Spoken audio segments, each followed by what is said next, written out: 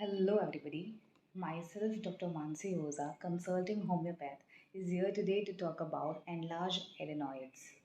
So, adenoids is basically a small tissue which is present at the top of your throat and behind the nasal cavity.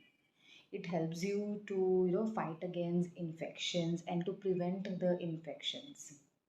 अगर हम adenoids की बात करें तो ये बचपन से ही बच्चों में होता है.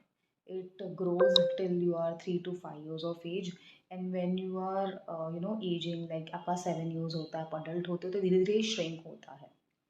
So adenoid is a part of your immune system. That means it helps to give up antibodies, which is very much good for the children to prevent from virus and bacteria. तो जब भी कोई बच्चों को virus और any infection होता है तो अपना जो एडेनाइट होता है वो एनलार्ज होता है. बट जब अपना इन्फेक्शन धीरे धीरे कम होता है तो वो एडेनॉइड श्रिंक होता है. बट कभी कभी एडेनॉइड श्रिंक नहीं होता है जिसके कारण आप में साइंस एंड सिम्टम्स पाए जाते हैं. So today also let's talk about signs and symptoms of adenoids.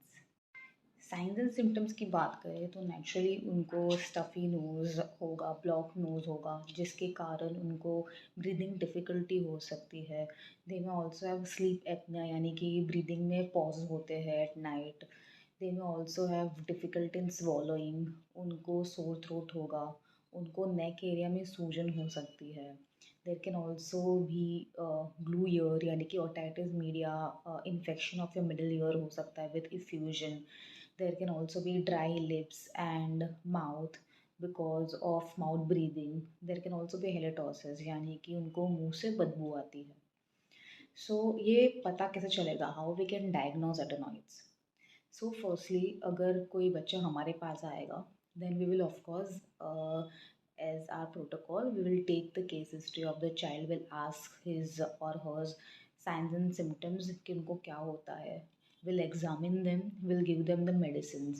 अगर उन्हें मेडिसिन से ठीक नहीं होता है then we will see to that what we can do. We can either send them to the ENT specialisation.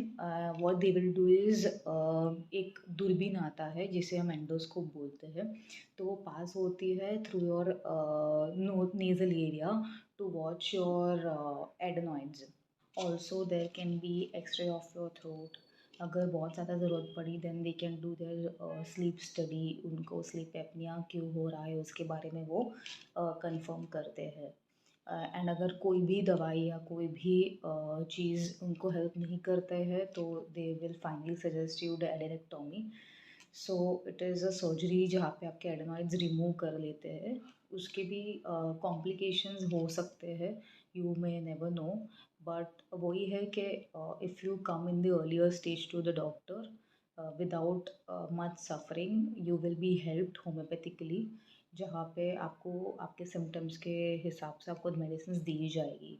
But अगर आप आप अगर अवेयर नहीं हो आपके साइंस एंड सिम्टम्स से एंड अगर आप बहुत लेट कर रहे हो तो आपको सर्जरी की आवश्यकता पड़ेगी. So see that you take care of what is happening to your body and seek immediate help of your doctor. Thank you so much. Have a nice day.